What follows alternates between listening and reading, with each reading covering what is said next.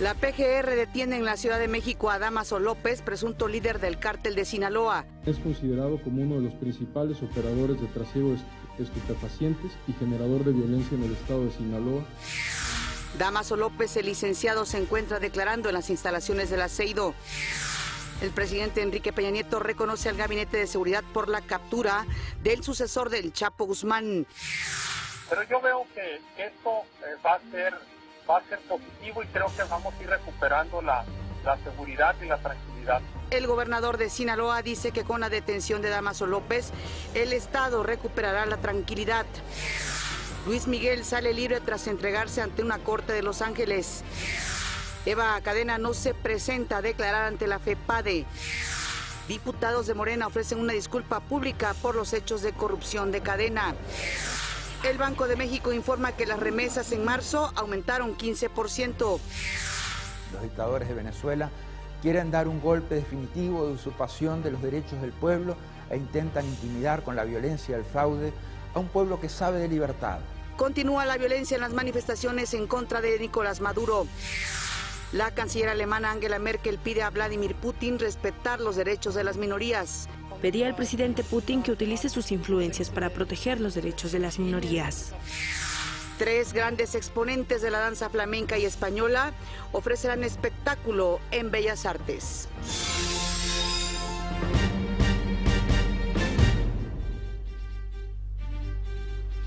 Hola, ¿qué tal? Muy buenos días. Siempre es un gusto que nos acompañen en una edición más de México al Día. En este momento la temperatura aquí en la Ciudad de México, 15 grados centígrados, así estamos amaneciendo, pues ya con algo de calor en la capital del país.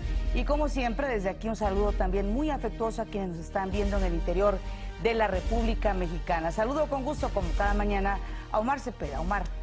Es un placer saludarte, muy buenos días, Pati. Así es, ya mitad de semana, miércoles 3 de mayo del 2017, en esta semana que muchos consideran como una mini semana, puesto que este viernes también habrá pues día de asueto. Es un placer saludarlos, es un placer estar con ustedes esta mañana.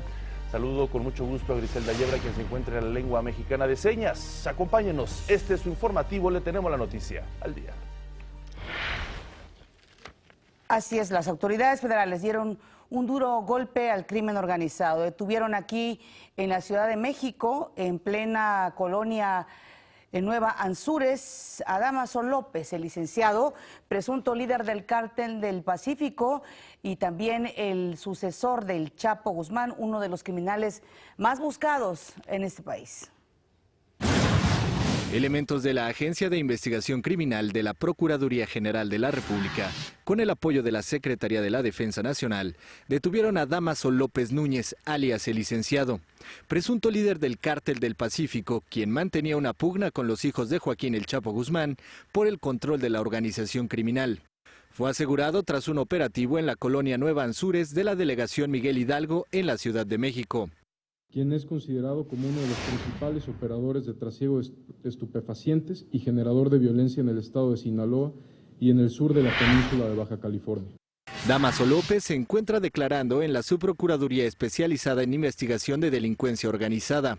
En las próximas horas se cumplimentará una orden de aprehensión en contra de Dámaso N., que fue otorgada por el juez cuarto de distrito en materia de distrito de procesos penales federales en el estado de Jalisco por el delito de delincuencia organizada, emitida el pasado 3 de febrero del año 2016. La detención de López Núñez, quien también es requerido por la justicia de Estados Unidos, disminuye la posibilidad de una alianza entre los cárteles del Pacífico y el de Jalisco Nueva Generación. Cabe señalar que Dámaso N. cuenta con una orden de detención provisional con fines de extradición girada por el Juzgado Noveno de Distrito de Procesos Penales Federales en la Ciudad de México, por los delitos contra la salud y lavado de dinero, por lo que es requerido por la justicia en el estado de Virginia, en Estados Unidos de América. Esta detención disminuye la posibilidad de una alianza que el asegurado buscaba generar con otro grupo de la delincuencia organizada que opera en diversos estados del país.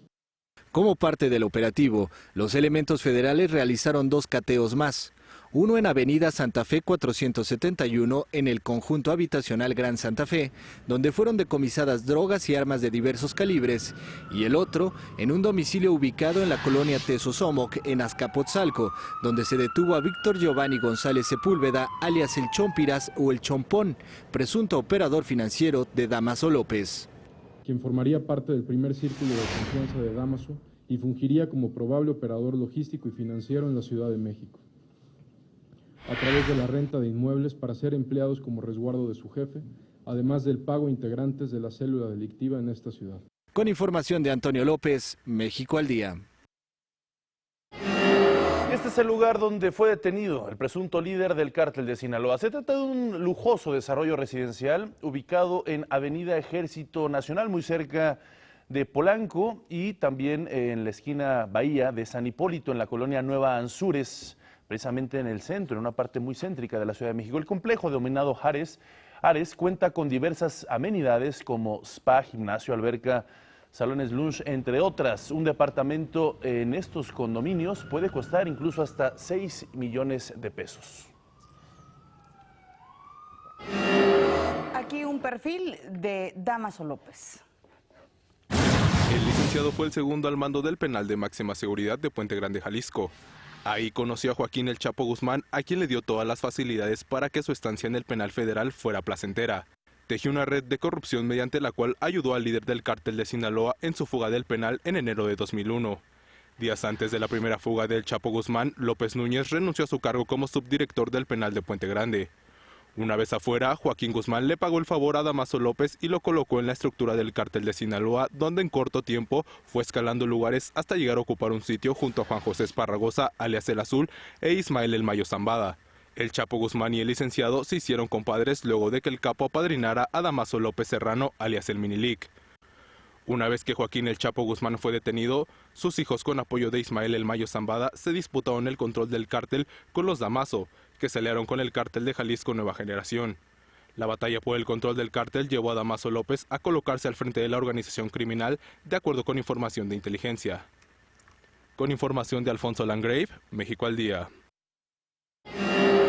Los servicios de inteligencia ya le seguían la pista desde hace varias semanas a Dámaso López, sobre todo tras la reunión que sostuvo con un hacker en un restaurante de la Ciudad de México el pasado 24 de abril y que fue ampliamente difundido por medios de comunicación. El hacker fue contratado por el hijo del licenciado para montar una campaña en redes sociales que buscaba hacer responsable a los hijos del Chapo Guzmán de la ola de violencia en Sinaloa. Sin embargo, este hombre fue contactado por el gobierno y aceptó trabajar para las autoridades. Él mismo grabó un video del encuentro con Dámaso López.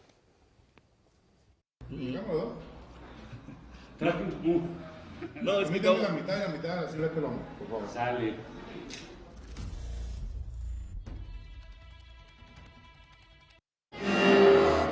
El presidente Enrique Peña Nieto hizo un reconocimiento al Gabinete de Seguridad, en especial a la Secretaría de la Defensa, por la detención de este capo. En su cuenta de Twitter, el presidente Peña aseguró que va a seguir trabajando con determinación y compromiso en coordinación con los gobiernos locales para hacer frente a los retos de seguridad. El secretario de la Defensa Nacional, Salvador Cienfuegos, confió en que la detención de Dámaso López permitirá reducir la violencia en el estado de Sinaloa. Imagínense la importancia de la detención de ese delincuente. Esperemos que decrezca un poco la violencia en Sinaloa, pero también puede seguir manteniéndose por la lucha del poder de las organizaciones.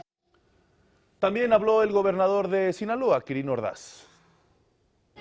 Realmente creo que es una señal, que es un mensaje, que ven que hay autoridad, que ven que no está fácil, pero yo veo que esto va a ser positivo y creo que vamos a ir recuperando la seguridad y la tranquilidad. Finalmente cayó este importante capo. Vamos a hacer una pausa, regresamos. Esto es México al Día.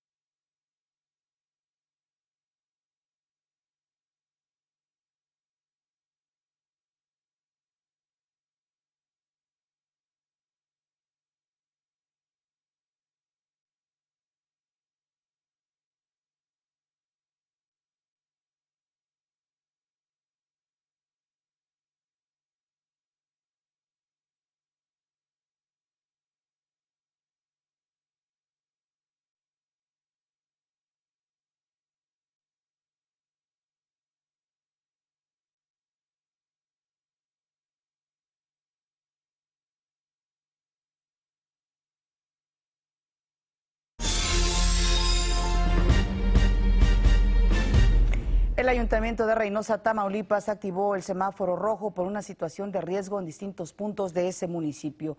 Pidió a los ciudadanos resguardarse en un lugar seguro y tomar precauciones, aunque el ayuntamiento no dio más detalles sobre la activación del semáforo rojo. Usuarios de las redes sociales reportaron balaceras en diferentes puntos de esa ciudad.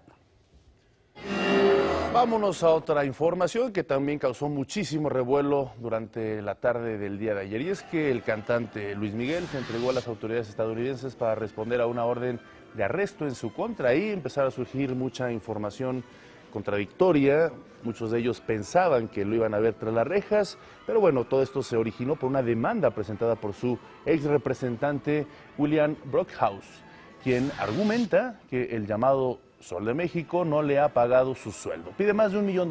Luis Miguel fue puesto en libertad luego de firmar una garantía que lo compromete a regresar a la corte el próximo 11 de mayo. De lo contrario, entonces sí, pagaría $1 millón adicional a lo que pide el demandante.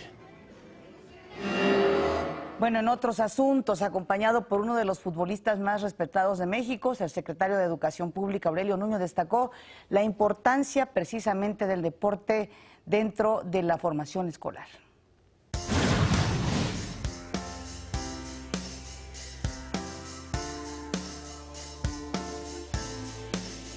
Con dominadas y un juego de fútbol, los alumnos de la primaria Chipre en la Ciudad de México y el secretario de Educación Pública, Aurelio Nuño, festejaron el Día del Niño. En esta ocasión tuvieron un invitado muy especial, Darío Verón, capitán de los Pumas de la universidad.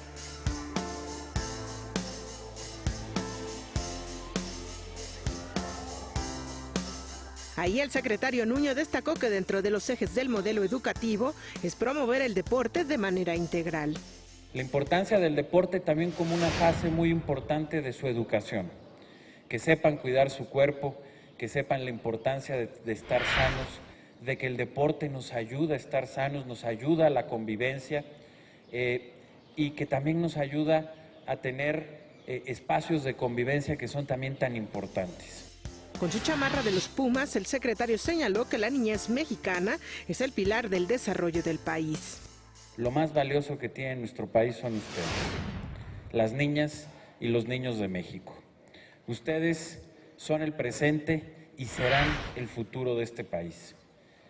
Y de lo que ustedes logren, de los sueños que hoy tengan ustedes, va a depender que México pueda ser, como todos queremos, uno de los países más exitosos en este siglo XXI. Darío Verón también les dio un mensaje a los niños y niñas. La vida no es fácil, ¿no? Pero también yo fui niño, me sacrifiqué mucho para llegar a ser una persona importante en la vida. Así que lo que les puedo decir que tengan objetivos. Con objetivos y con el sueño se puede conseguir todo. Después de convivir con los alumnos y tomarse fotos, el secretario de Educación recorrió el plantel y anunció que este entrará en el programa Escuelas al 100. Para México al Día, Jacqueline López Zárate. Además, el secretario de Educación Pública, Aurelio Nuño, confió en que integrantes de la CENTE en Michoacán, Oaxaca, Guerrero y Chiapas, que participaron en la marcha del 1 de mayo, no afecten a las niñas y a los niños de esos estados. En eso la ley es muy clara, si se falta de manera injustificada se hacen descuentos y si llega a haber más de 3 faltas injustificadas acumuladas, pues lo que marca la ley es que se den de baja. Hasta ahorita el reporte que tenemos es que todas las escuelas en estos estados están funcionando sin ningún problema y sin paro. El secretario Nuño dijo que no es válido que las autoridades locales hagan pactos que quebranten las leyes. Ninguna autoridad puede violar la ley, punto, ¿no? Y en el supuesto de que eso llegara a suceder, pues ahí habría sanciones, obviamente.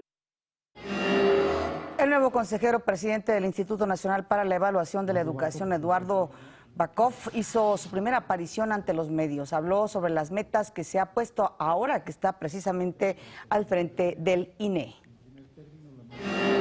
La Junta de Gobierno se abocará a consolidar lo realizado hasta ahora, a atender los asuntos en marcha, a trabajar intensamente para consolidar la reforma educativa, a gestionar una administración sana y transparente, a crear sinergias con otras instituciones, a avanzar en los temas pendientes y a tener mucha apertura con los medios de comunicación.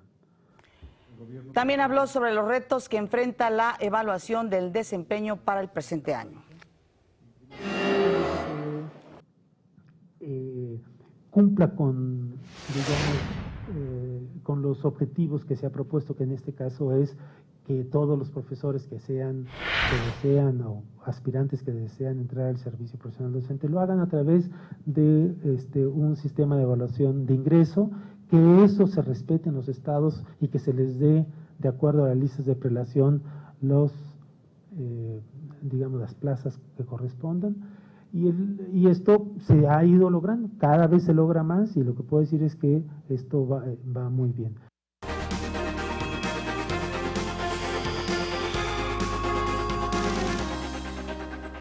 ¿Cómo van las elecciones rumbo a este 4 de junio? La ex candidata de Morena a la alcaldía de Las Chuapas, Veracruz, Eva Cadena, no acudió a declarar ante la FEPADE por los recursos recibidos, supuestamente en beneficio de Andrés Manuel López Obrador. No presentó ningún justificante, por lo que las autoridades le hicieron un llamado a presentarse voluntariamente o a atenerse a las consecuencias. La Fiscalía a mi cargo tiene programado solicitar a un juez de control una orden de comparecencia para que pueda ella ser obligada por un órgano jurisdiccional a comparecer a las instalaciones de la Fiscalía, y en caso de llegarse a negar, solicitaremos tanto al Congreso del Estado de Veracruz su apoyo para la presencia de esta persona en la Fiscalía. Y es que no solo se le acusa por delitos electorales, sino también por lavado de dinero. De no contar con la colaboración de la diputada local, la FEPADE podría recurrir a una orden de aprehensión. Mientras tanto, ya se analiza el video que ayer publicó el diario El Universal, el tercero de Eva Cadena recibiendo dinero, en este caso para impulsar una ley a modo en favor de un empresario. Estamos apreciando una serie de conductas que podrían dar origen a otro tipo de delitos, de los cuales no son competencia de la Fiscalía, como los recursos de procedencia ilícita, y en todo caso lo que se hará es dar una vista a las autoridades competentes para que también ellos prosigan con una investigación. Morena en la Cámara de Diputados ofreció una disculpa pues a todo el pueblo de este país, en especial a los veracruzanos, por los presuntos actos de corrupción en los que incurrió la legisladora local Eva Cadena. La coordinadora de Morena en San Lázaro, Rocío Nale, dijo que estos hechos son lamentables y aseguró que Cadena tendrá que asumir las consecuencias ante la justicia. Aceptaron que se equivocaron en postularla como candidata a la presidencia municipal de Las Chuapas, Veracruz. Los candidatos a la gubernatura del Estado de México firmaron el Pacto por la Primera Infancia. Este es un proyecto encabezado por 135 organizaciones sociales, por medio del cual los candidatos se comprometen a impulsar políticas públicas eficientes en materia de protección y desarrollo de la niñez mexiquense si ganan las elecciones. Con este pacto se prevé una atención especial del próximo gobernador o gobernadora para este sector de la población. El debate entre los candidatos al gobierno del Estado de México mantendrá el mismo formato que el que se hizo hace unas semanas, pero en esta ocasión van a abordar 3 temas: educación, economía y empleo, así como desarrollo sustentable y salud. Se va a realizar el martes a las 8 de la noche en las instalaciones del Instituto Electoral del Estado de México y va a ser moderado por la analista y colaboradora de México al Día, Rina Musali. Ya iniciaron las campañas electorales en Veracruz. Se renovarán 212 alcaldías, así como sindicaturas y regidurías. Están en juego más de 1.900 puestos de elección popular y podrán acudir a las urnas más de 5 millones de veracruzanos. A unos minutos de darse el banderazo de salida, el candidato del Partido del Trabajo a la alcaldía de Chinameca, Martín Padua, sufrió un atentado del cual salió ileso. Tras los hechos, el candidato anunció que lo dedicará en la búsqueda de la alcaldía. Hasta el momento no hay detenidos. Los candidatos a la gubernatura de Coahuila, Armando Guadiana de Morena, Guillermo Anaya de Alianza Ciudadana por Coahuila y el independiente Luis Horacio Salinas, firmaron un convenio contra la trata de personas. Hace 2 semanas el candidato por la coalición por Coahuila aseguró, Miguel Ángel Riquelme, y la aspirante del PRD, Mari Telma Guajardo, firmaron este compromiso ante la Asociación Unidos contra la Trata, coordinada por Rosy Orozco.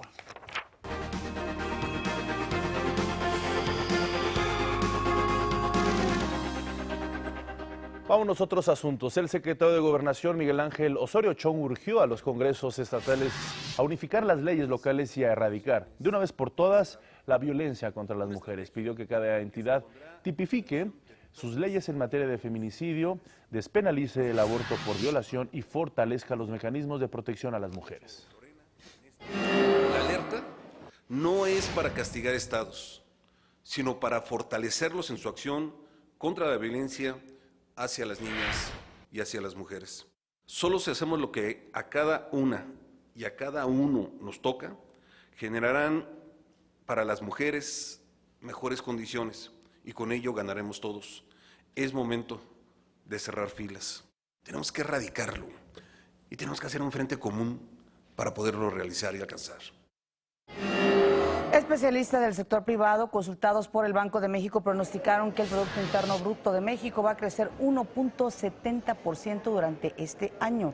Este es un dato importante porque habla del crecimiento de la economía a pesar de las circunstancias internacionales. Esto representa 0.10% más respecto a los datos que se habían proyectado el mes pasado. Sobre la inflación, prevén que llegue a 5.67% al cierre de este año, 0.11% más que lo estimado el mes anterior. Por cierto, el presidente Enrique Peña Nieto se reunió con directivos de la empresa italiana Eni, dedicado al ramo de hidrocarburos. Conversaron sobre el éxito del primer pozo perforado por una empresa privada en México, acción realizada por esta empresa italiana como resultado de la reforma energética. El presidente Peña Nieto agradeció la confianza que depositó el consorcio italiano en México. También destacaron el hallazgo del pozo Amoca 2 en aguas someras de Campeche, donde esta empresa Eni ha perforado y que presenta un potencial de hidrocarburos incluso superior a las estimaciones originales. El secretario del Trabajo, Alfonso Navarrete Prida, dijo que ya se analiza la posibilidad de un aumento en el salario mínimo. Hay la mejor disposición de sentarnos con los factores de la producción a ver el tema con objetividad y, si es el caso, se tomarán las medidas necesarias. Pero sí dejo con mucha claridad sobre la mesa puesto que no se trata de una situación de emergencia porque no está viviendo el país una situación de emergencia. Por su parte, el presidente de la CONCAMIL, Manuel Herrera, consideró el incremento al salario mínimo como uno de los retos de nuestro país. Consideramos que puede haber condiciones para seguir en este camino, que lo que buscamos es que se pueda ir cada vez incrementando más, pero muy responsablemente para que no tenga alguna otra implicación, que no necesariamente sea la mejor en este momento en nuestro país. A más de 100 días de la administración de Donald Trump en los Estados Unidos, el secretario del Trabajo, Alfonso Navarrete Prida, aseguró que no existe un comportamiento anormal en el mercado laboral de nuestro país por deportaciones masivas. El gobierno de México, dijo, está preparado para emplear a los repatriados. Lo que el gobierno mexicano ahora va a hacer es ofrecer bolsas de trabajo en Estados Unidos a mexicanos que quieran regresar y que en grandes corredores industriales, de tal manera que el país está sólido. El secretario Navarrete aseguró que las medidas adoptadas por el gobierno federal para proteger la economía nacional y la estabilidad financiera fueron las adecuadas.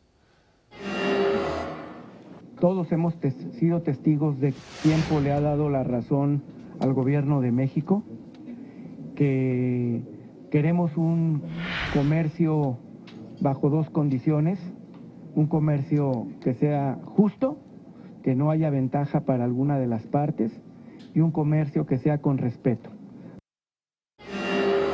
A pesar de Trump, la llegada de remesas a nuestro país continúa al alza. El Banco de México informó que en marzo nuestro país recibió 2.520 millones de dólares por este concepto, es decir, 15% más con respecto al mismo mes, pero del año pasado.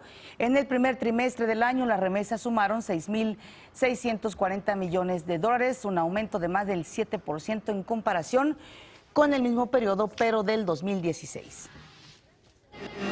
Por su parte, el secretario de Relaciones Exteriores, Luis Videgaray, se reunió con el alcalde de Virginia, Terrence Terry McAuliffe, Esto con el objetivo de fortalecer los lazos que unen a México con aquel estado de la nación americana. Durante el encuentro, el canciller reiteró que para nuestro país es prioritario mantener un diálogo constante y abierto con todos los niveles de gobierno de los Estados Unidos y así incrementar la competitividad, la inversión, el comercio y la integración regional. Resaltó que desde la implementación del Tratado de Libre Comercio, las exportaciones de Virginia a México crecieron 405%.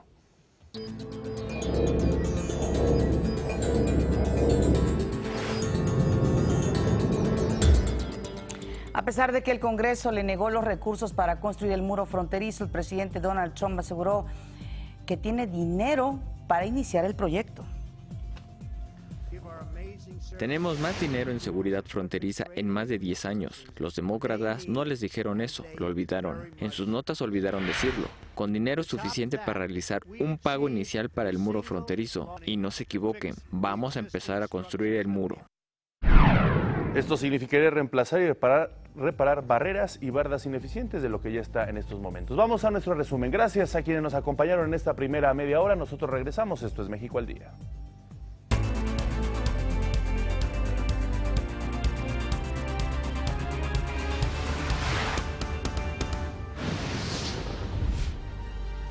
Es considerado como uno de los principales operadores de trasiego de estupefacientes y generador de violencia en el estado de Sinaloa. Cae en la Ciudad de México el presunto sustituto de El Chapo Guzmán, Dámaso López.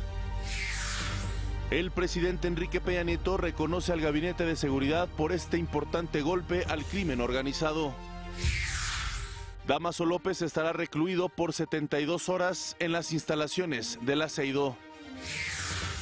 Pero yo veo que esto va a ser positivo y creo que vamos a ir recuperando la seguridad y la tranquilidad. Después de la detención de este importante capo, el gobernador de Sinaloa, Quirino Ordaz, aseguró que disminuirá la violencia en el estado.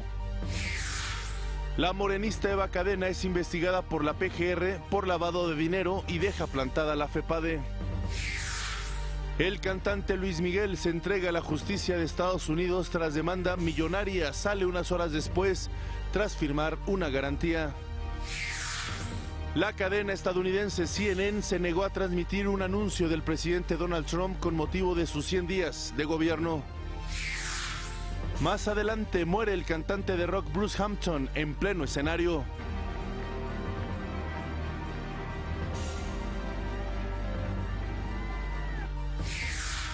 Con 3 goles de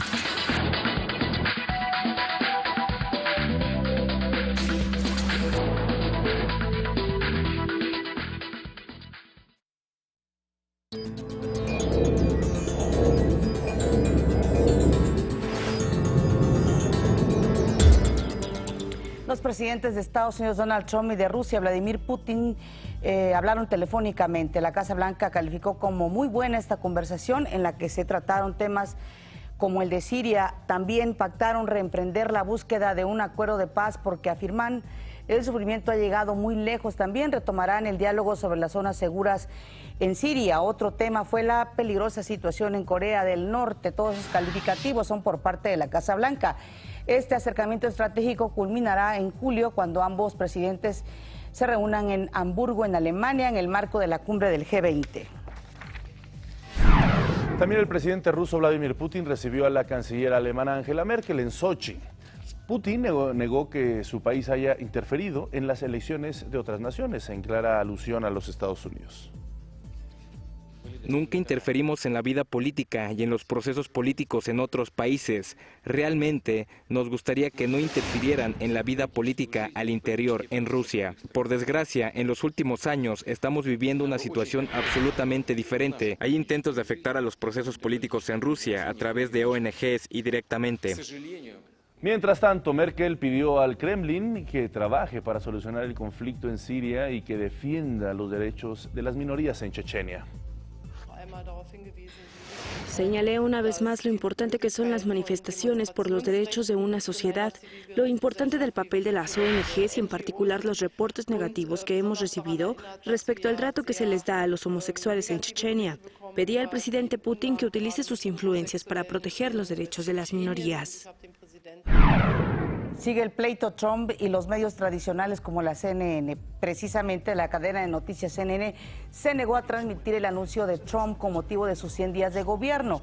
En ese comercial se habla de los logros de Trump y culpa a los medios de comunicación tradicionales, como le digo, de no darlos a conocer a la gente. La Casa Blanca lamentó sin duda la actitud de CNN. La cadena argumentó que en el mensaje de Trump se observa un gráfico donde se asegura que los principales medios de comunicación solo publican noticias falsas, algo que ellos consideran falso. Pidió que se retirara esa parte del video para transmitirlo. El gobierno de China calificó como positiva las declaraciones del presidente de Estados Unidos, Donald Trump, respecto a un posible encuentro con el líder de Corea del Norte, Kim Jong-un. Sin embargo, hizo un llamado a que Washington retire el escudo antimisiles que instaló en Corea del Sur. Mientras tanto, pidió a sus ciudadanos radicados en Corea del Norte a regresar a China ante la tensión que se vive. Por su parte, el régimen de Pyongyang, Corea del Norte, aseguró que Estados Unidos ha puesto al borde de una guerra nuclear a esa región del mundo. En Venezuela continúan las manifestaciones en contra del presidente Maduro. De nuevo, se registraron brotes de violencia, sobre todo en Caracas, la capital. Todo ello mientras la oposición muestra su rechazo a la idea de Maduro para redactar una nueva constitución y, por supuesto, continuar en el poder por un tiempo más. Desde diferentes organizaciones internacionales llegan las críticas al régimen venezolano. Los dictadores de Venezuela quieren dar un golpe definitivo de usurpación de los derechos del pueblo e intentan intimidar con la violencia y el fraude a un pueblo que sabe de libertad y que lucha por volver a tenerla. Mientras tanto, Venezuela convocó una reunión de la Comunidad de Estados Latinoamericanos y Caribeños, la CELAC. Solo 25 de los 33 países miembros acudieron, algo que se toma como un revés también para Maduro. Al principio de este noticiero le informamos sobre la detención de Dámaso López, señalado como líder del cártel de Sinaloa y uno de los criminales más buscados por las autoridades mexicanas. Hay mucho detrás de esta detención, pero para hablarnos más sobre la importancia de esta aprehensión y profundizar sobre este tema, nos comunicamos con Manuel Quijano Torres. Él es catedrático de la Facultad de Ciencias Políticas de la UNAM y especialista en temas de seguridad nacional. Muchísimas gracias por estar con nosotros en México al Día. Al contrario, Omar, mucho gusto y saludos al auditorio. Gracias. Esta captura tan importante, ¿qué significa para el reacomodo de los cárteles de la droga en México? No sabemos exactamente qué significa en el reacomodo, pero sí queda claro la abierta lucha y la nueva forma de guerra que se ha desatado básicamente en el poniente del país. Por un lado, el cartel de Jalisco, Nueva Generación, cuyo titular Nemesio Ceguera queda presente, pero lo que se ve de él es su sombra, ya que no hay ningún hecho en estos momentos que lo esté directamente vinculando, pero queda claro que porque no está, es porque está, ya que el señor López definitivamente está en conflicto con los hijos del señor Guzmán Loera, el Chapo, y también está en conflicto con la familia Zambada, lo cual quiere decir que por lo mismo hay en efecto un reacomodo, pero no sabemos el destino del reacomodo, Omar. Y eso puede ser muy peligroso porque puede ir costando sangre, no solo entre los grupos del crimen organizado, sino potencialmente de gente inocente que podría verse afectada en un momento dado. Hola, profesor, muy buenos días. Una de las reacciones que se dieron ayer con la captura de Dámaso López es que es muy posible que la tranquilidad, dice el propio gobernador de Sinaloa, regrese a esa entidad. ¿Será posible esto? Y por el otro lado, ¿qué significa el hecho de que un capo de ese nivel haya sido capturado tranquilamente aquí en la Ciudad de México? Bueno, ojalá fuera cierto. Todo gobernador tiene que decir, y esto es parte de un discurso político, que al capturar a uno de los hombres más sangrientos y violentos como es el señor López, puede disminuir la violencia, pero no queda claro que vaya a vivir en paz Sinaloa necesariamente en los próximos años. En segundo lugar, también quiere decir que se refuerzan los hijos del Chapo Guzmán. No va a haber una alianza con los Zambada, pero a la larga muy probablemente el cartel de Jalisco se vaya a acabar enfrentando al cartel de Sinaloa o a los dos carteles de Sinaloa. Hay que estar muy atentos porque seguimos hablando de la zona del Pacífico, mientras que, aunque acaba de ser debilitado la zona del Golfo, específicamente de los Zetas, no significa que estos no vayan también a querer aprovechar, como ya lo hicieron en Michoacán, para lograr penetrar desde el Golfo al Pacífico. También existe un liderazgo que puede cobrar relevancia, que es precisamente el hijo de Dámaso López, el Minilic. En ese sentido, ¿qué características tiene este hombre? Porque se habla de que también es muy sanguinario.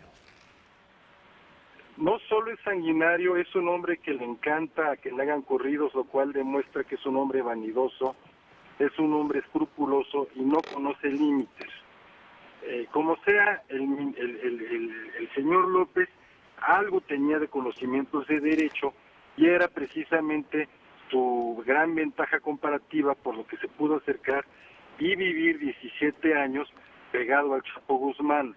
En cambio, el Minilic es alguien que solo ha vivido de la falta de desapego a la ley, de que todo lo compra con dinero, y su posible ascenso podría también generar nuevo tipo de violencia y más violencia.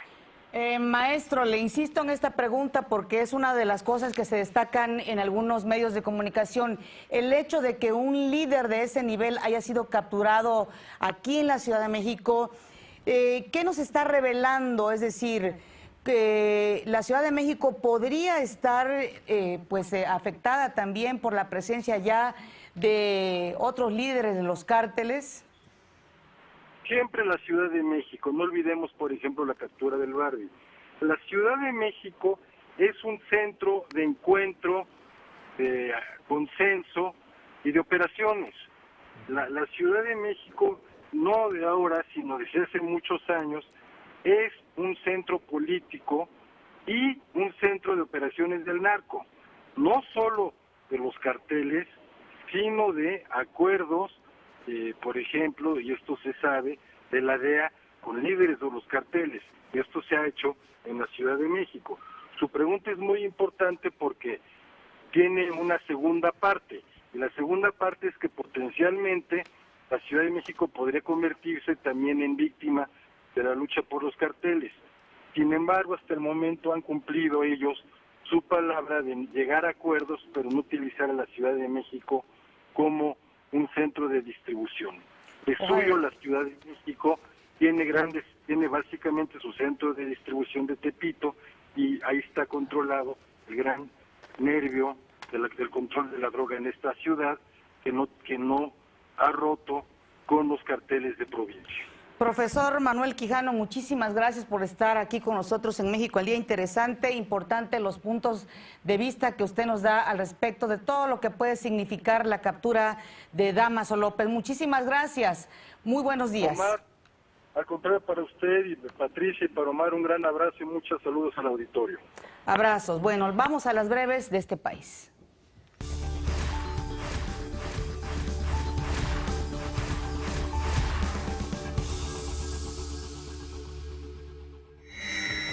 Presuntos estudiantes de la Normal Rural de Ayotzinapa atacaron las oficinas del Secretariado Ejecutivo del Sistema Nacional de Seguridad Pública en la Ciudad de México. Un grupo de encapuchados utilizó tubos, piedras y bombas caseras para destruir la fachada de esta institución ubicada en la colonia Anzures. La empresa estadounidense Tesoro Corp se convirtió en la primera empresa privada que transportará gasolina en ductos pertenecientes a Petróleos Mexicanos. Dicha empresa ganó un proceso de licitación lanzado por Pemex en coordinación con la Comisión Reguladora de Energía y en el cual participaron 22 empresas de todo el mundo. El director de la Escuela Normal Raúl Isidro Burgos de Ayotzinapa, José Luis Hernández, presentó su renuncia ante las autoridades de la Secretaría de Educación de Guerrero después de permanecer en el puesto por 5 años. Reconoció que le tocó vivir uno de los momentos más difíciles de la escuela y lamentó la desaparición de los 43 jóvenes normalistas. Después de una onda de calor intensa en todo el país, el Servicio Meteorológico Nacional prevé lluvias de intensas a torrenciales a partir del jueves y viernes debido al paso del Frente Frío número 45 en la mayor parte del país. Trixia Valle nos presenta su sección Convivencia Escolar Armónica.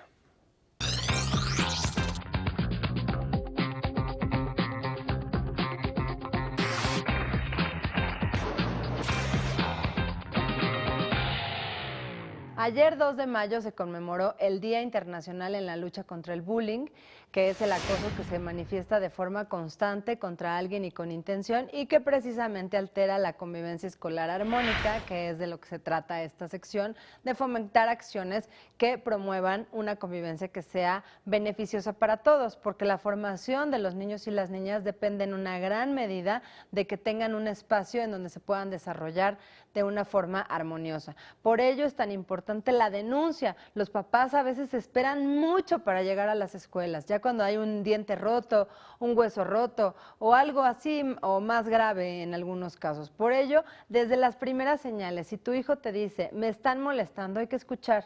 Y ya escuchando ver si es 2 veces a la semana, durante 2 semanas, aunque sea que lo vean feo, eso quiere decir que ya es bullying, porque lo siguiente va a ser una agresión verbal o física o sexual, no te esperes. Y vamos a ver este video de una campaña maravillosa que hizo una asociación civil para fomentar precisamente la denuncia y no dejar que te llegue el agua hasta el cuello para ir y decir las cosas. Vamos a verlo.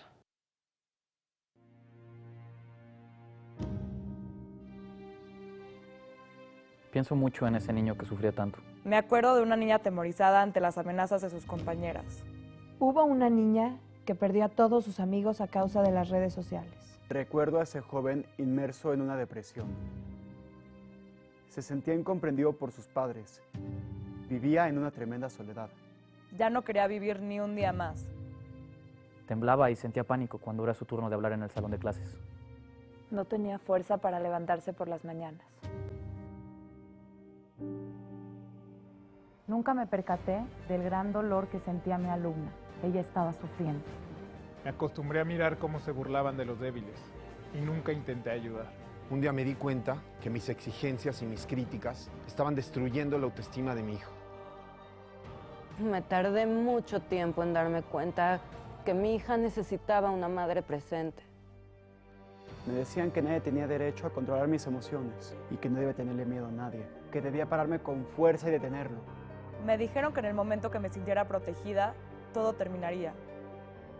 Me decían que si no lograba confiar en mí mismo, jamás lograría que los demás lo hicieran. Me decían que tomara el valor y gritara, pero simplemente nunca supe cómo hacerlo. Esos momentos quedaron grabados en mí, porque ese niño era yo. Esa joven era yo. Esa niña era yo. Ese joven era yo. Era imposible creer que el poder estaba tan cerca de mí. Nunca creí tener el poder de detener el dolor del otro.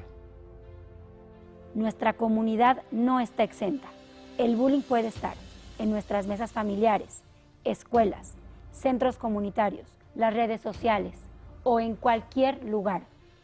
Todos somos responsables. Cuando hablamos de bullying, solo hay 2 caminos. ¿Eres parte del problema o eres parte de la solución? No dejemos que el bullying siga hiriendo y lastimando a nuestros jóvenes. Tú puedes ayudar a otro a cambiar su historia. Pongamos un alto. Porque todos merecen vivir con dignidad. Porque ahora sé que yo tengo el poder. Todos tenemos el poder. El poder está en ti. Está en ti.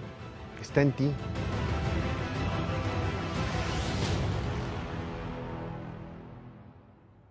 En Fundación en Movimiento estamos para ayudarte. Nos puedes contactar por teléfono al 1327-8123. También puedes a través de nuestras redes sociales F Movimiento, en Facebook, en Twitter, en Instagram, o en mis redes personales que son Trixia Valle, en Facebook, en Twitter, en Instagram. Y de verdad que lo que queremos es que nos vengan a visitar. Tenemos un grupo de autoayuda, un grupo de terapia, te podemos dar asesorías, cómo hablar con la escuela e incluso vamos a todas las escuelas. Llevamos 1000 y queremos que sean 1000 más o 2000 o 5000 hasta que podamos ver que haya una convivencia escolar armónica. No te olvides de nuestro teléfono 1327-8123.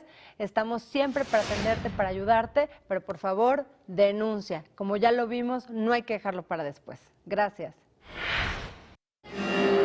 Gracias a ti, Trixia. El rector de la UNAM, Enrique Graue, entregó los premios del programa de fomento al patentamiento y la innovación Profopi, que reconoce las innovaciones incubadas en la UNAM, que cuentan con una solicitud de patente ante el Instituto Mexicano de la Propiedad. Fueron 5 los proyectos ganadores, entre ellos un catalizador para la industria petrolera, un método para utilizar células madre en la creación de injertos de piel y la invención de enzimas para degradar plásticos.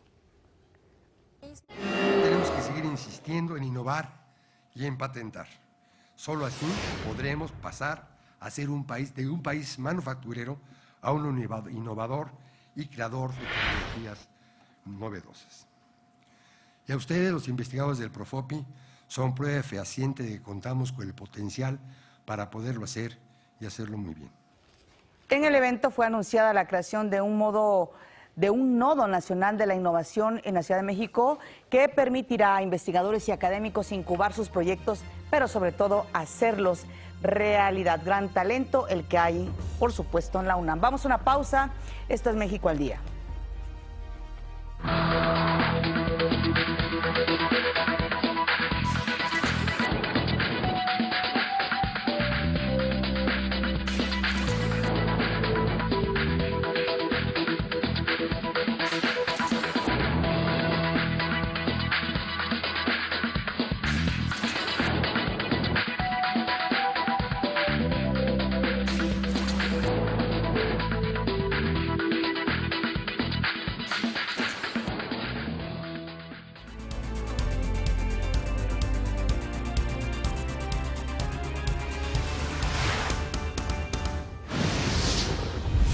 El Ayuntamiento de Reynosa, Tamaulipas, activó el semáforo rojo por una situación de riesgo en distintos puntos del municipio y pidió a los ciudadanos resguardarse en un lugar seguro. El secretario de Educación Pública, Aurelio Nuño, destacó la importancia del deporte dentro de la formación escolar. Que sepan cuidar su cuerpo, que sepan la importancia de estar sanos, de que el deporte nos ayuda a estar sanos. El nuevo consejero presidente del Instituto Nacional para la Evaluación de la Educación, Eduardo Bakov, habló sobre los retos que enfrentará la evaluación de desempeño. Que eso se respete en los estados y que se les dé, de acuerdo a la lista de relación, las plazas que corresponden. La bancada de Morena en la Cámara de Diputados ofreció una disculpa a todo el pueblo mexicano por los presuntos actos de corrupción en los que incurrió la legisladora Eva Cadena. El gobierno de China hizo un llamado a que Estados Unidos retire el escudo antimisiles que instaló en Corea del Sur. Más adelante, The Wall Street Journal hará alianza con Twitter y Bloomberg para crear un canal de noticias de 24 horas. Y en los deportes, toda la actividad de los playoffs de la NBA.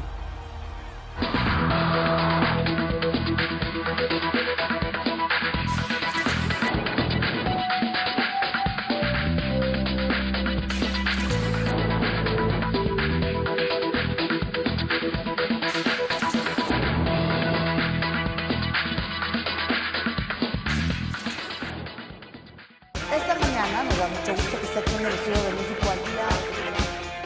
Esta mañana damos la bienvenida al estudio de México al Día.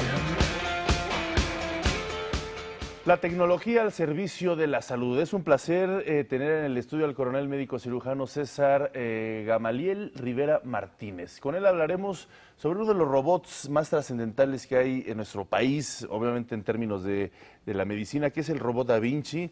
le hemos dado seguimiento a cómo ha ido avanzando, progresando, porque además hay ya varias versiones de este tipo de robots y que, bueno, precisamente sirve para la salud en México. Hay varios robots en nuestro país, pero uno de los más importantes y destacados es el que tienen ustedes. Muy buenos días, gracias por estar con nosotros. Buenos días. Platícanos cuáles son las características y cómo van avanzando en las distintas operaciones que llevan a cabo. Bueno, el robot consta de 3 principales componentes, que es la consola del cirujano, uno que es el carro de video y el otro que es el carro del paciente, propiamente el robot. Y esto se manipula a través de la consola, en una parte alejada del paciente, se manipula los brazos robóticos, ¿sí? Y propiamente el robot o en el carro del paciente manipula las pinzas que les llamamos EndoWrist dentro del paciente, y se hace el procedimiento quirúrgico. Y esto, bueno, ha ido avanzando desde, primero fue un modelo S, estándar, luego un S, luego un SI, y actualmente tenemos el XI, el más nuevo, y el Hospital Central Militar cuenta con un modelo SI, con doble consola para enseñanza de otros cirujanos y simulador también. Coronel, en este momento, ¿en cuántas especialidades puede utilizarse este robot? ¿Y qué ventajas, sobre todo, porque esto es lo importante, qué ventajas ofrece la tecnología pues para la recuperación, por ejemplo, de los pacientes, para la efectividad al momento de una intervención que requiere, pues, que no tiemble el pulso, ¿no? Sí, de hecho es una gran ventaja. Se utiliza en varias especialidades. Las primeras cirugías se realizaron a través de, en la especialidad de urología, en la especialidad de cirugía general, tanto gastrointestinal como hepatobiliar. Además, en cirugía cardiotorácica, ginecología y cirugía cabeza y cuello, específicamente otorrinolaringología. ¿Dónde se fabrica el robot Da Vinci y por qué no es tan fácil a veces que todos los hospitales cuenten con un aparato de estas características? Bueno, el robot Da Vinci se fabrica en Estados Unidos, en la planta principal está en Sunnyvale, California, pero hay diversos lugares donde se encuentran. De hecho, el país donde más existen robots es en Estados Unidos. Realmente no existen en todos lados por los costos. Claro. Genera un alto costo, tanto la adquisición del aparato como el mantenimiento y los insumos que se requieren para los procedimientos. Con el uso de Da Vinci, Coronel, ¿los pacientes, por ejemplo, sangran menos? ¿Se recuperan más fácil? De hecho, sí. Los pacientes tienen una evolución pronta, salen más rápido del hospital, tienen menos tiempo de hospitalización y se pueden hacer procedimientos que por vía laparoscópica en abdomen, por ejemplo, o bien en cirugía de cabeza y cuello, no necesitamos hacer unas incisiones demasiado grandes y podemos operar a través de la boca. Claro, la preparación para que un médico logre dominar este tipo de robots, ¿cuánto tiempo dura y qué tan exigente es? Bueno, primero tienen que ser cirujanos certificados por los diversos consejos, tener la experiencia suficiente en los procedimientos que van a realizar, tener un mínimo de 40 a 50 horas de simulación, conocer el equipo, tener el equipo y un programa ya establecido en su hospital de cirugía robótica con insumos suficientes y además ir a un curso de entrenamiento depende de la especialidad en el país correspondiente, puede ser en el mismo país o en otro, y posteriormente recibir una certificación. Claro. Ahora, para usted, coronel, como militar, ¿qué significa el poder contar con esa tecnología que haya en los hospitales militares de este país? Contar con tecnología de punta para poder ayudar a los pacientes. Bueno, de hecho es muy, muy importante porque podemos realizar procedimientos que anteriormente eran muy cruentos. Se tenía que abrir incluso la mandíbula, tener que abrir para llegar a orofaringe, lo que le llamamos garganta, la orofaringe sobre todo, pero se pueden hacer cirugías de hipofaringe, laringe, supraglótica, nasofaringe, es muy importante, ya que sobre todo en tumores de cabeza y cuello, puede utilizarse este robot, además incluso en cirugía de tiroides, que posteriormente se realizarán los procedimientos, pero puede realizarse tanto en cuello como por vía transoral. Muy bien, Teniente Coronel, médico cirujano César Gamaliel Rivera Martínez, gracias por estar con nosotros, compartirnos pues estas importantes innovaciones que tienen ustedes y que por supuesto forman parte de lo que es la salud de los mexicanos. Muchísimas gracias. Muchas gracias y le agradezco la invitación para mostrar que la Secretaría de Defensa Nacional está apoyando para que tengamos un desarrollo sustancial en tecnología a través de, autorizado por el general secretario de la Defensa. Está muy interesado en que todos tengamos una formación adecuada y que tengamos toda la tecnología para atención, sobre todo de nuestros pacientes militares derechohabientes. Claro, sin duda alguna. Una gran institución médica la que ustedes tienen. Muchísimas gracias. Gracias. Muchas gracias. Y bueno, pues de este mundo real, bueno, no, de este mundo virtual también nos vamos con Ana Cristina Olvera. Anita, buenos días. Así es, Pati y Omar, muy buenos días. Sigamos hablando de la tecnología, la ciencia y la innovación, porque el presidente de los Estados Unidos, Donald Trump, sigue intentando pues acercarse a este sector que sin duda pues es vital ya para el desarrollo de nuestras sociedades, y por esto ha fundado un nuevo Consejo Tecnológico con el argumento de impulsar la tecnología en Estados Unidos y por supuesto de tener como aliado a este sector tan importante después de los varios roces y las varias desencuentros que ha tenido con ellos. El presidente ahora puso en marcha la nueva orden ejecutiva con la cual pretende apoyar algunas de las iniciativas del sector tecnológico. Como parte de las actividades, se ha programado una reunión en la Casa Blanca con directivos del sector el próximo mes de junio. En este encuentro se abordarán temas que favorezcan a los ciudadanos estadounidenses, se promoverán mejoras sobre todo en los servicios digitales que ofrece el gobierno, situación que también ha sido controversial durante el gobierno de Donald Trump. La lista de convocados todavía no ha sido revelada, sin embargo figuran nombres como Chris Liddell, el exdirectivo de Microsoft, y según información revelada por Reuters, la intención de Donald Trump es que los principales nombres de Silicon Valley colaboren con el gobierno. No obstante, estas empresas han preferido no comentar al respecto todavía. Tal es el caso de Facebook, Google, IBM y entre otros, a los cuales se les ha preguntado directamente si asistirán a esta nueva reunión y si se formarán parte de este nuevo consejo, y pues no han querido dar declaraciones al respecto. Recordemos que en su equipo de transición, Donald Trump formó un grupo con algunos de los expertos en tecnología.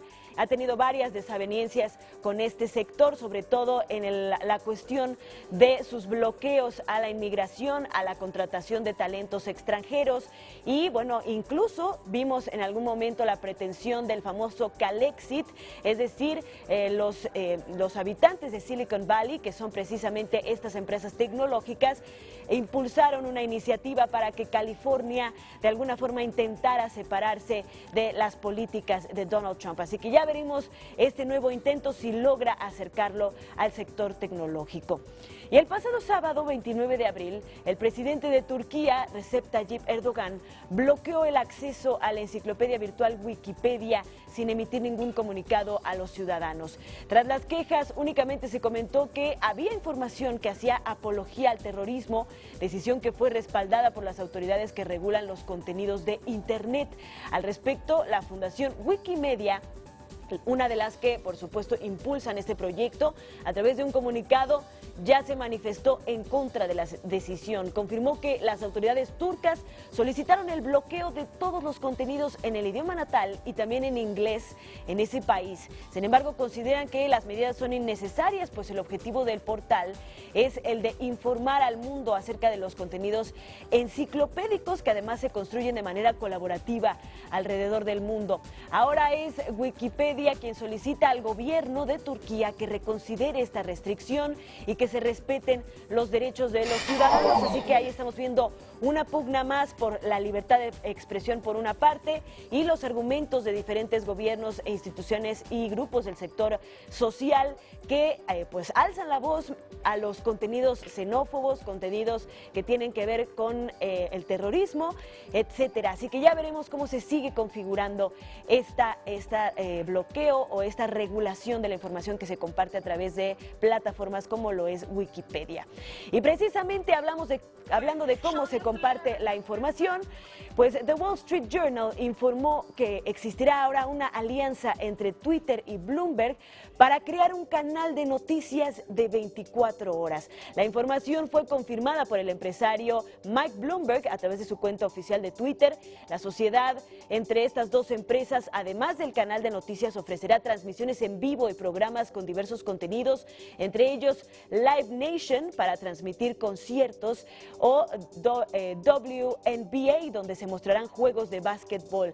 Verified, un programa interactivo con el jugador de béisbol Derek Jeter, un programa de corte semanal con los juegos más importantes, Morning Feed, que son noticias por parte de BuzzFeed, y por último What's Happening, con contenidos musicales de la cultura pop, tweets de celebridades y lo más destacado de la red social. Tan solo 24 horas después de confirmar este nuevo giro de contenidos, Twitter incrementó un 6% su valor en la bolsa de Nueva York. Recordemos que Twitter en los últimos años ha estado teniendo problemas con sus ganancias, así que esta es la nueva apuesta. Una alianza con Bloomberg para crear un canal de noticias de 24 horas. Ya veremos qué tal funciona y cómo vamos migrando para informarnos cada vez más a través de las redes sociales y del mundo virtual, más allá de los medios tradicionales. Esta es la información el día de hoy.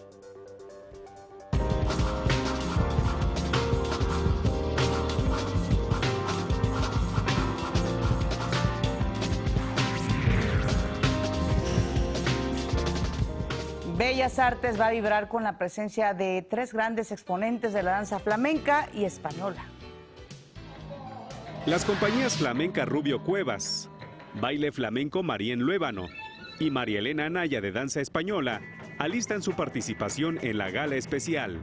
Cada una tiene una manera muy distinta de abordar la danza.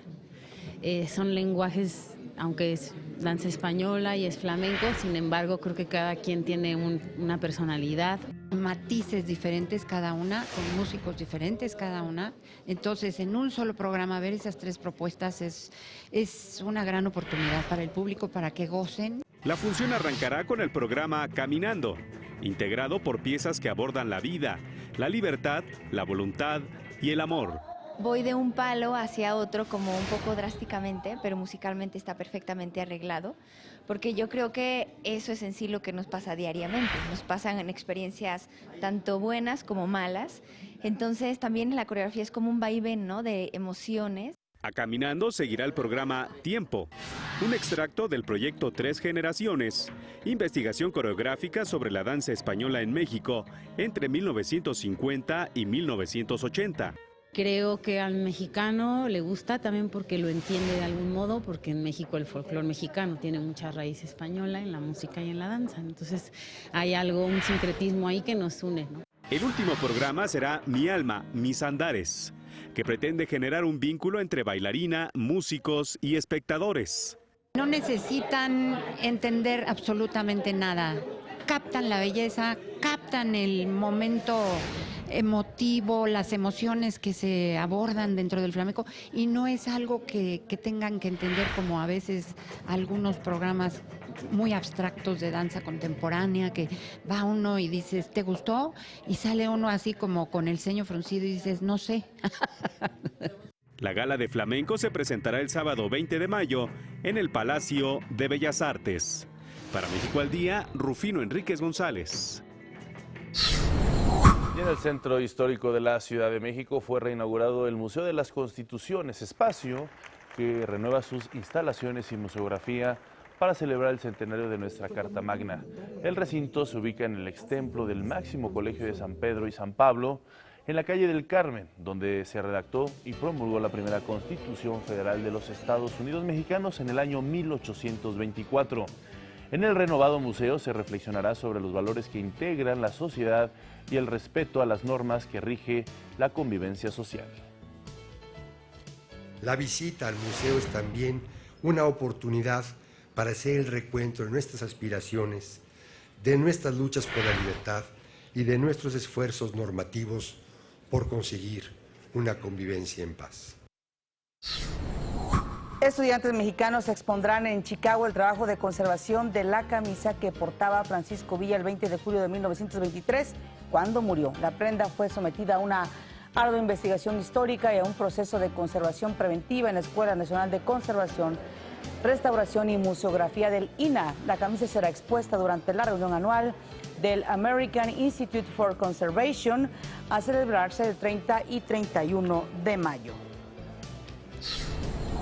El músico y guitarrista estadounidense Bruce Hampton falleció en el escenario mientras daba un concierto para conmemorar sus 70 años de edad. Y lo está viendo usted en su pantalla en el momento en que comienza pues, a inclinarse hacia el suelo y caer, desfallecer. Hampton se desplomó con el micrófono en la mano mientras la banda tocaba Turn On Your Love Light, uno de sus mayores éxitos. La banda pues no se percató en un inicio, mantuvo el ritmo de la música, hasta que poco a poco se dieron cuenta de que pues, su desfallecimiento era en serio y algo grave. El guitarrista permaneció varios minutos tirado y los músicos pensaban que estaba solo de un golpe, hasta que ahí empezaron a darse cuenta. Finalmente fue atendido y trasladado pues ya fuera del escenario, pero ya no se pudo salvar su vida. Pati, pues descanse en paz. Sí, pero fíjate que es que dicen que frecuentemente ese músico hacía ese tipo de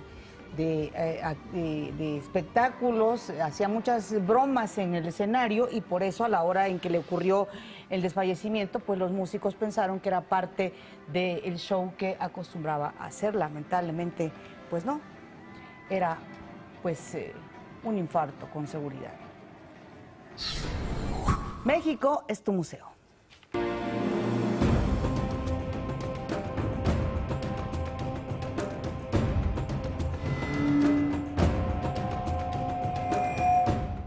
La batalla de Puebla nos recuerda que la voluntad y unión de todos los mexicanos nos permite realizar aquello que creemos imposible.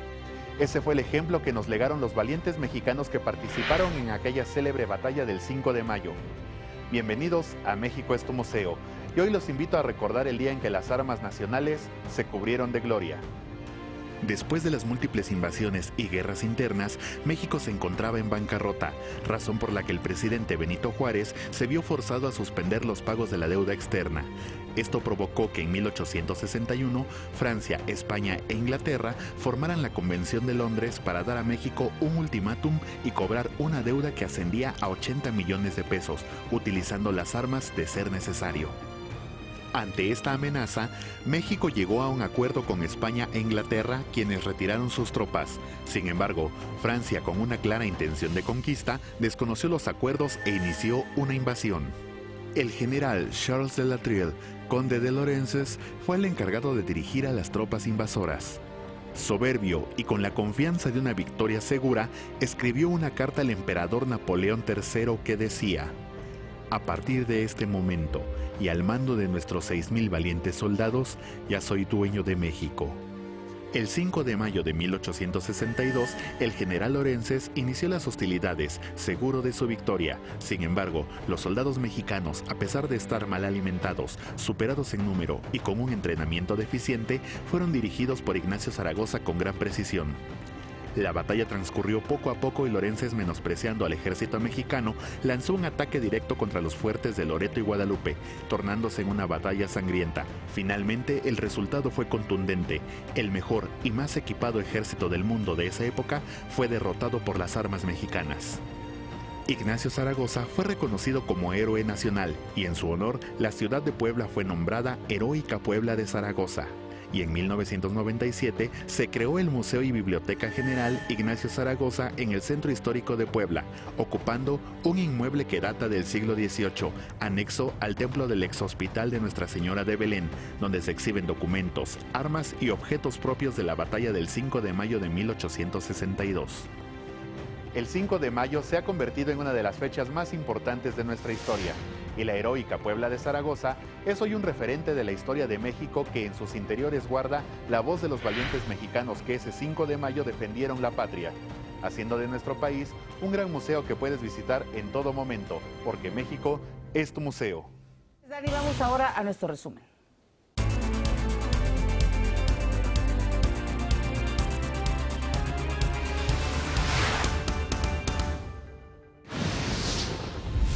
Elementos de la PGR detuvieron en la Ciudad de México a Dámaso López, presunto líder del cártel de Sinaloa. Considerado como uno de los principales operadores de trasiego de estupefacientes y generador de violencia en el estado de Sinaloa.